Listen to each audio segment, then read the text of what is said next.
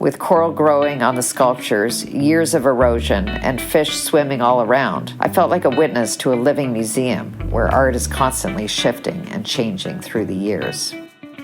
Welcome to Roamancing Reads. In this episode, Diana Ballon reads her article, Pure Grenada Wellness, where spices and nature are key to healthy living.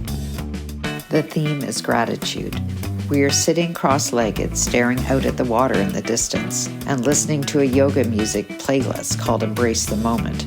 The open-air yoga studio where we are practicing has pink bougainvillea and white moringa flowers in the foreground, and a stone Buddha sits next to me on the treetop platform like a benevolent companion. When yoga instructor Marcia Cameron asked us to bring gratitude to the self, and then to the people around us, I find my mind easily sliding into the exercise.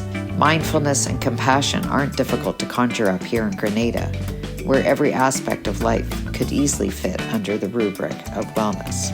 While this yoga practice was at True Blue Bay Boutique Resort, I felt a similar state of well-being throughout my stay in Grenada, with fresh fruit, seafood, and spices, lush landscapes, beautiful beaches and waterfalls. This island is a perfect setting for a wellness escape. I got to discover all this shortly after WestJet had initiated new non-stop flights from Toronto to Grenada, a small windward island about 34 kilometers long and 19 kilometers wide that lies just north of Venezuela and south of St. Vincent and the Grenadines in the Caribbean Sea. Over a week on the island country of Grenada, staying at 3 different resorts, I enjoyed a healthy diet with an abundance of seafood, fresh fruit, and vegetables, learned and experienced the benefits of the island's many spices and delicious artisanal chocolate, and spent valuable time in nature, the Spice Island. Although I had known about Grenada's designation as the Spice Island, I didn't know until I visited quite how prevalent spices on the island are. Grenada is the number 2 producer of nutmeg in the world, beat out only by Indonesia, and also grows copious amounts of cacao, the raw, less processed form of cocoa, cinnamon, turmeric, ginger, mace, bay leaves, and cloves. Many of these spices are used in the food and drink, from nutmeg and cinnamon incorporated into stews and soups, to baked goods like gingerbread, turmeric in meats, rice dishes, and seafood, and cocoa tea.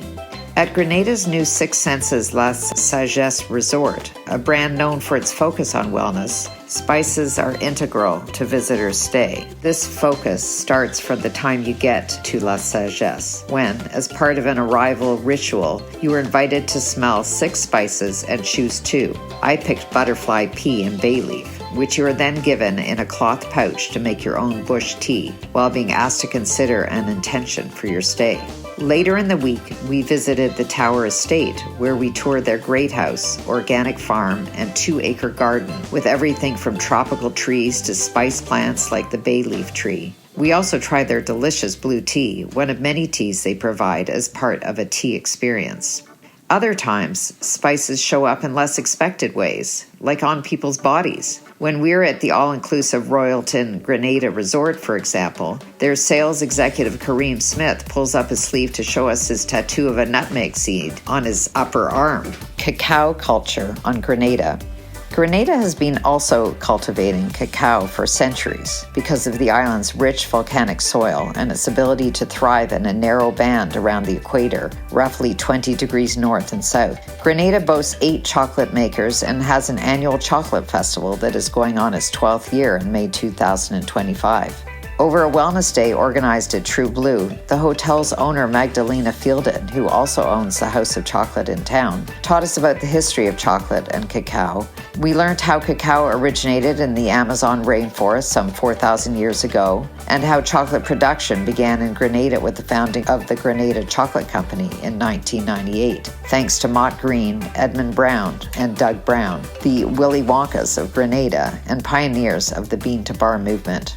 We learned also about dark chocolate's many benefits as superfood, antioxidant, and a panacea for everything from reducing your risk of heart disease to improving blood circulation. We then slathered cocoa butter on our bodies in a self-massage workshop because, yes, the cocoa butter is a great moisturizer for your skin, among other things. The chocolate workshop is well positioned at True Blue, which not only uses it for services at their Blue Haven spa, like in their chocolate body scrub and body wraps, chocolate facial, massages, and cocoa butter pedicure. The resort also has a small chocolate store on property, as well as an on-site kitchen that uses biogas, or renewable energy produced from the breakdown of organic waste, to produce all their chocolate goods. And at their House of Chocolate in St. George's, the island's capital, they have a chocolate boutique with a small museum on site where you can learn how chocolate is produced from tree to bar.